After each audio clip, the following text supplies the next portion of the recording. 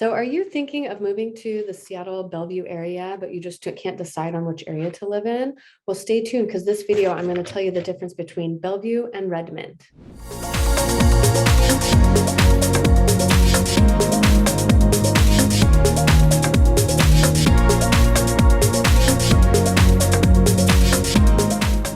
Hey everybody, my name is Tova Williamson and I am a local realtor here in the Seattle metropolitan area, and I shoot tons of videos of what it's like to live in Seattle and what it's like to move here.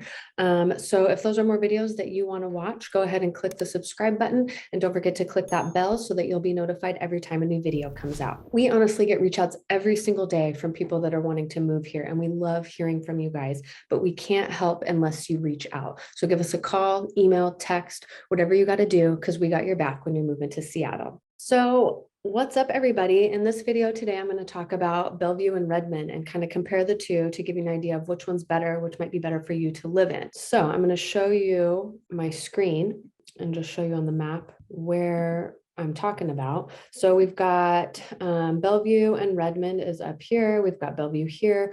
So Seattle is right here, obviously. And then this whole area is pretty much referred to as the east side. So when you hear people say that, they're going to be talking about Bellevue, Redmond, Kirkland up here, even Issaquah, even sometimes Mercer Island. So that's kind of encompassing this whole area. But in this video today, we're going to talk about Bellevue and then Redmond, which is right up here. So we're going to dive into Bellevue first. So this is kind of the area that we're talking about. Bellevue basically borders Lake Washington to the west. We've got Lake Sammamish to the east, and then you've got I-90 and basically 520 to the north. Bellevue does kind of go up a little bit up here too, but this is kind of the general area that we're going to be talking about today. And then Redmond is over here, which kind of sits just north of Lake Sammamish, and kind of encompasses here, but then it bleeds out east a little bit too. So you've got definite a more rural vibe out here. So first, we're going to dig into Bellevue. So Bellevue is the fifth largest city in the state of Washington. It originally started more as a suburb to Seattle, but now it's really grown and kind of taken on a life of its own. It's got the major skyscrapers and high rises and its whole downtown area.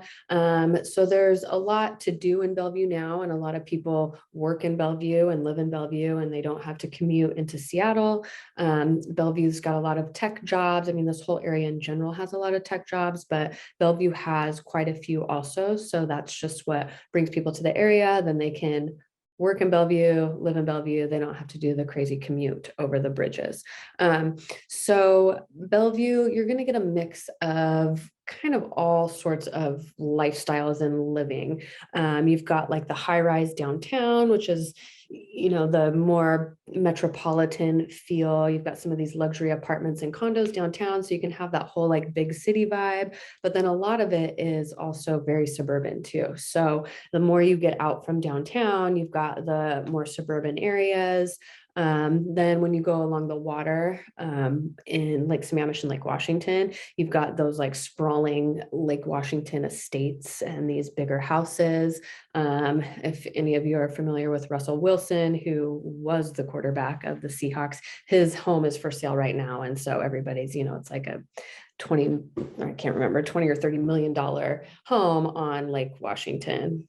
Lake Washington in Bellevue. So that's the type of homes that you get over there. Also, you kind of get a good mix of everything. Bellevue's got a lot going on too. They've got a good art scene there. There's a lot of art galleries too. So if that sort of thing is your deal, you're going to have a pretty good amount of stuff to do over there. There's a lot of shopping. They've got Bellevue Square, which is a really nice mall, a lot of higher end shopping. So if you're into shopping and just like the really nice, more luxury high end brands, Bellevue's got you covered. They've got like all of the stuff that you would want. There's a bunch of restaurants. I mean, Bellevue's just got a lot going on. So it's not as like small and boring of a suburb as some other places can be. So you can still kind of have that like fast-paced, more exciting lifestyle in Bellevue. if that's something that you're looking for. It's got over 100 parks and trails too. So if you're into the outdoors, I mean, there's tons of stuff to do. You've got the Bridal Trails Park. There's a lot of the trails along Lake Sammamish too. So there's a lot of outdoorsy stuff to do also, if that's what you're into. And Bellevue is also somewhat close to I-90 and Snoqualmie Pass. So you're just a little bit closer versus like living in Seattle, that you can go over and be like in the mountains and stuff pretty easily too from Bellevue. Bellevue also has very highly rated schools. That's a big reason why a lot of people want to live there. The whole east side in general is like, has the highly rated sought after schools. So that's like a big reason why a lot of people want to live out there, a lot of families too. So definitely has a big family vibe there, but also more like the downtown area, there's a lot of young professionals too. So if you want to live that young professional life, you can live downtown and have a little more of excitement versus living more in the suburban areas, and has kind of a more family vibe.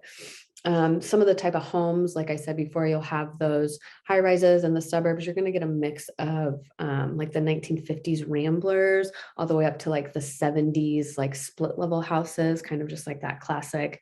I don't know, it reminds me of like childhood homes when I was growing up. Like you walk in, you got the living room and stuff down upstairs, and you got the basement downstairs. So you see a lot of those style homes in the area. A lot of them have been somewhat fixed up or updated, so they're not like the straight out of the 70s or 50s. Sometimes they are, but so you'll get a lot of that mix along with some new construction too. There's a lot of new developments going on, either custom homes or more of like the townhouse style homes too, just trying to get a little more density in the area because there is a growing population here. So trying to just build more homes in the area. Bellevue tends to be a little more expensive than like say Seattle. The median home price in Bellevue for April of 2021 was 1.8 million. So, you're definitely going to be over the $1 million mark if you want a single family home in Bellevue. That 1.8 million, I think the median square footage is like 1,800 or something. So it's not like a huge house that you're going to get for that price. It's going to be some of those like Ramblers, maybe like a 3-bedroom, 4-bedroom house. So if you get into some smaller condos, sometimes it can be less, but there's also a lot of like luxury condos too that cost even more. So, I mean, sometimes you can find things that are less than that, but you're going to be pretty hard pressed to find anything that's like decent to move into, that's not going to need a total rehab under $1 million in Bellevue. One other thing to note is the light rail is going to be coming in 2023 to Bellevue. So the public transportation on the east side in general, and just really in Seattle in general, is not great. I mean, there are buses, there are things, but you're still really going to need a car here unless you're living like right downtown, working downtown, like everything you want is downtown. You're still going to need a car. It's going to be really hard to get around by bus. It'll just take you a lot longer. But the light rail is coming. It'll start in 2023. It will open, and it's going to go over from Seattle up to downtown Bellevue and then into Redmond area. So if you're thinking between Redmond and Bellevue, 2023, you're going to have the light rail. Again, I mean, that's only good if you're going where the light rail goes. Otherwise, you're still going to need a car. But the light rail is going to go over here through Mercer Island up to downtown Bellevue, and then it's going to cut over here into Redmond. And this is right where the Microsoft campus is. So if you're coming here to work for Microsoft, it's going to end right here, and then it will extend into like downtown Redmond in 2026, I believe. So if that's something that you're thinking of, that maybe you would do public transportation, it kind of could work, but you're still going to generally need a car to live in those areas. So next we'll talk about Redmond. And like I showed before, it is just north. Let me pull it back up here on the map. It's here northeast kind of the Bellevue area. So this is like the downtown Redmond area. We've got Marymore Park right here, which is a really nice big park. There's concerts in the summer. We've got a lot of like some other smaller little parks. And then the Microsoft area is all right here. So this is where that light rail is going to end. And then it will extend up here into Redmond eventually in a few years.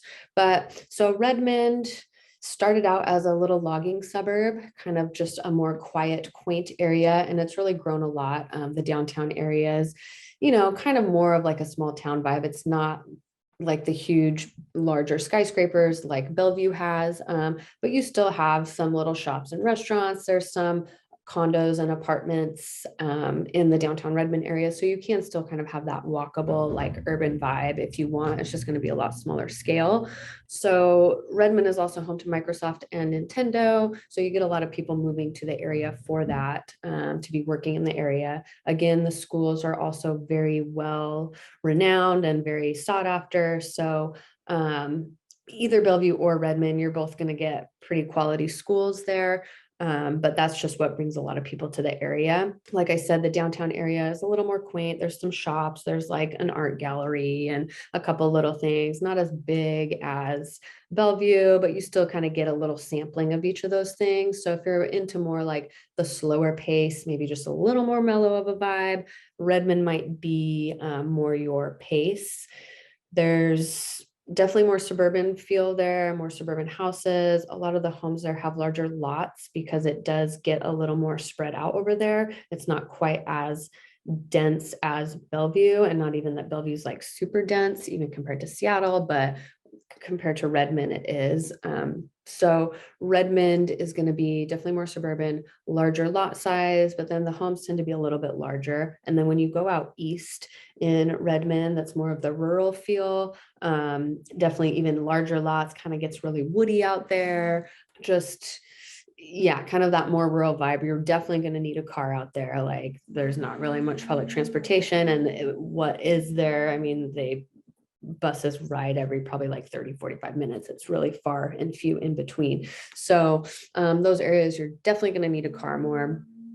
But again, Redmond's got a bunch of the parks, bunch of the trails, just not quite as big and larger scale as Bellevue.